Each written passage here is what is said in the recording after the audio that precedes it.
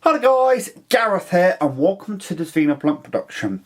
In this video I'm going to be talking about a thing I'm going to be calling collector's syndrome.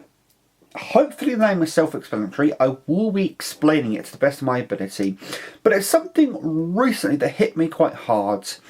And the reason why it hit me quite hard is because I was looking for Robotech on Crunchyroll or some sort of streaming platform, couldn't find it. I was able to find a Gundam show called Iron-Blooded Heroes that I wanted to watch.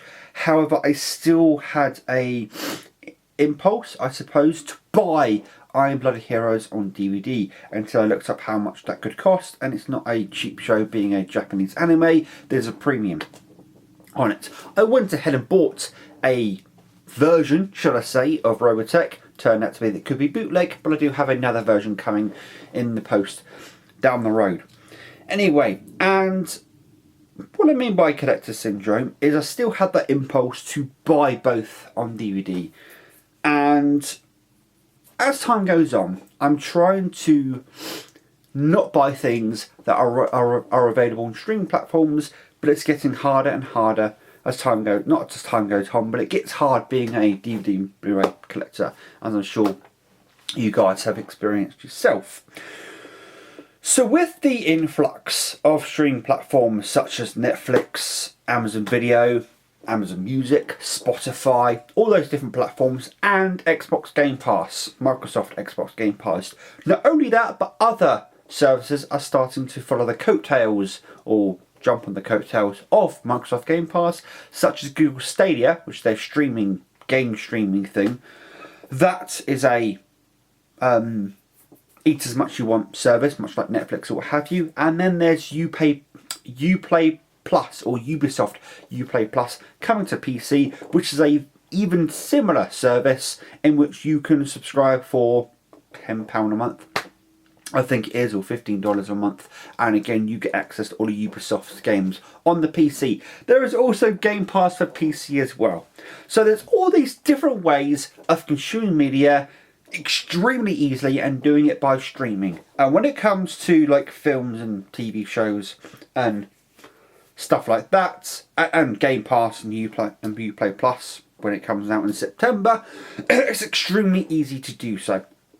With games, of course, there is a download first before you get to play the game, but in most people's houses that's not too bad, I should assume.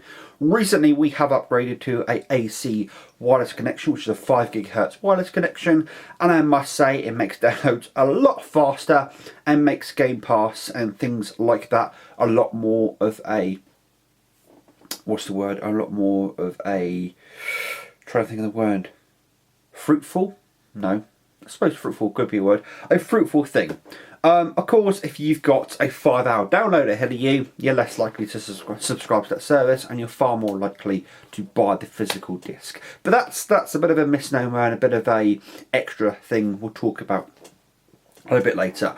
I'm mainly talking about the likes of Netflix, Amazon Video, and stuff like that.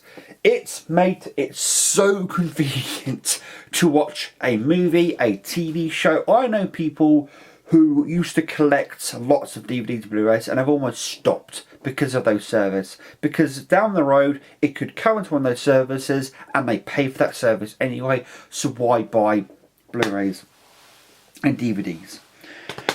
For me personally, the struggle is I feel as if I don't own the item. And you don't technically. However, saying that, let's get a little bit into whether you own the item or not. So if I grab here the Girl with the Dragon Tattoo soundtrack randomly that's on my bed, I do also have with me the Friday the 13th box set to represent DVDs. So when you buy music, DVDs, or even a, because I do have one here, a computer game, you don't own the media. You own a license to play the media. When it comes to DVDs or music, if you buy the CD, you own the license in perpetuity. All the time that particular CD or DVD is in good enough condition to play on whatever player you play it on.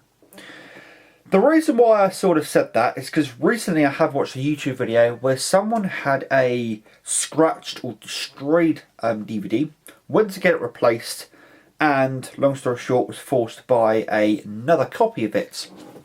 And that is because they didn't get it refunded or returned, and that's because technically within the license agreement that you sign when you buy a DVD or Blu-ray, you don't sign it, but you are basically agreeing to it when you buy a DVD, Blu-ray or a game. Within that license agreement, it says as long as the DVD is in good enough condition to play, as soon as it's not in good enough condition, you have to buy another one. Now, yes, the place he bought it from did give him a discount on that item, but however, they were within the law when they did that. Shitty, yes, I'm not going to say it wasn't, but that's within the letter of the law. So as long as that DVD, Blu-ray, game functions the way it should, you can play that in perpetuity. Well, sorry, I shouldn't say game because that's a completely different matter. Actually, when it comes to music and DVDs and Blu-rays, as long as that disc works, you're fine for whenever. When it comes to games though, that's a bit of a complicated scenario, especially recently, in that the developer Telltale have gone under, and as it currently stands on the Xbox 360, the Minecraft story mode is currently $100 an episode, and there's 13 episodes. That's there to discourage people from buying those episodes, because as of the 25th of June, as I'm recording this video, is the 21st of June 2019. On the 25th of June 2019, you will no longer be able to buy and or download the Telltale series on the 360. You might be able to on the Xbox One, the PS4 and the PC. I don't know what the situation is on those, but because the 360 is now a old system, a last gen system, you'll no longer be able to download the games onto that system. So basically, past the 25th of June, you technically lose the license to download or acquire that game anymore. And there's been many games over the years in which that has happened. These days, when it comes to gaming, when you plonk in your $60, £50, whatever price you pay for the game into your system, you always hit with a day one patch or DLC, or which stands for downloadable content if you didn't know. Bunch of stuff, and the problem with that is what happens down the road when the servers get switched off, when the downloads are no longer there, and you've got a... Do I have a disc here? I do.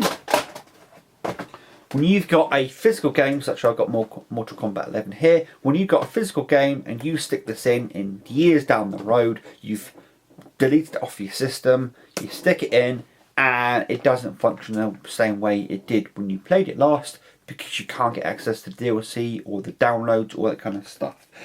There are some movements and people trying to preserve that. They download all the updates, stick them on a server, and if ever comes a point where the official servers are switched off, hopefully you can still obtain those patches. I do believe on the PS4 and the Xbox One there is a way of updating things manually using USB sticks and stuff like that. So games, it's a different kettle of fish. And when it comes to games and going forward, buying physical media on games is, I wouldn't say a risky business, but it's not what it used to be. It's not when you used to buy I used to have a Sonic cartridge here. It's not like when you used to buy games for the SNES or the Sega Mega Drive or Genesis. Or any of those systems where you bought the game, plumped it in, and away you go. Or the DS actually, or the 3DS. Even I think the 3DS is like one of the last consoles in which what you bought on the cartridge was what you got. You know, there was no additional stuff down the road. Obviously, that's kind of sort of a catch-22 because A, it means you're getting future content, which is a good thing in most people's eyes, but it's a bad thing because what if? However, with streaming platforms being the main way of consuming games and what have you these days, the companies have to preserve those patches, those downloads, especially with the likes of Game Pass. So I'm hoping down the road companies are a lot more invested, shall we say, in keeping those things live, especially when the likes of Stadia are going to be a thing. Obviously Ubisoft with Uplay Plus, hopefully they keep their things live on that kind of stuff.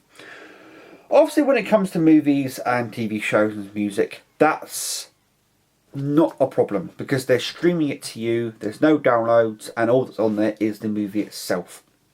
The only thing that changes from time to time is credits.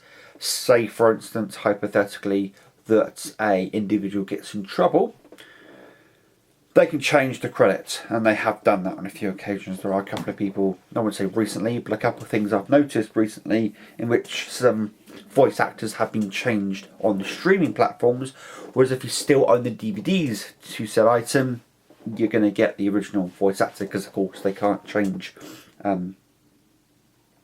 DVDs.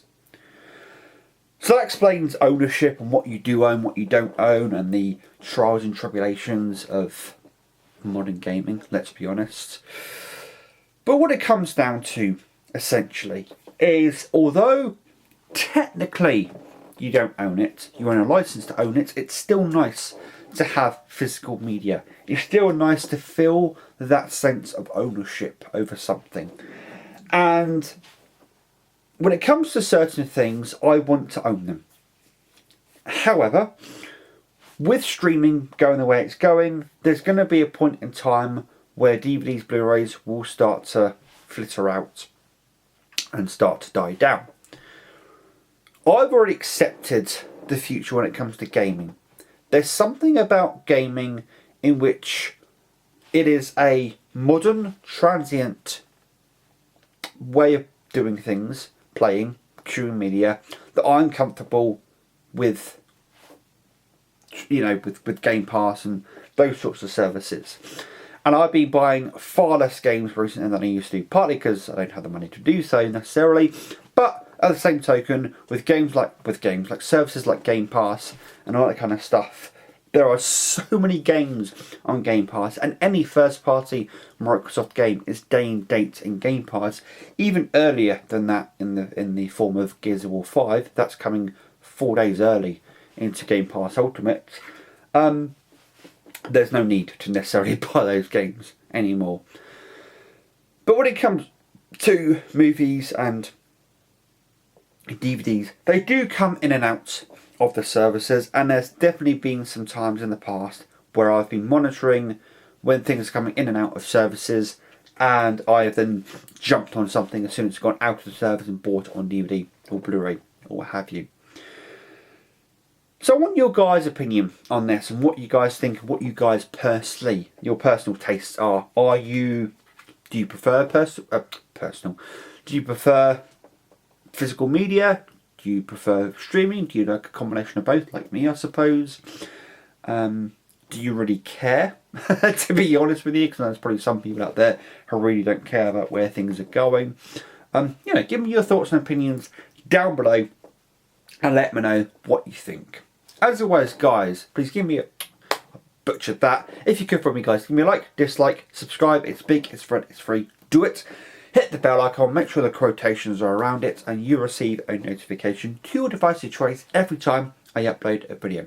And as always, guys, you've been a very patient and supportive audience. And until next time, please take care. And as always, enjoy the rest of your day. Ta-ra.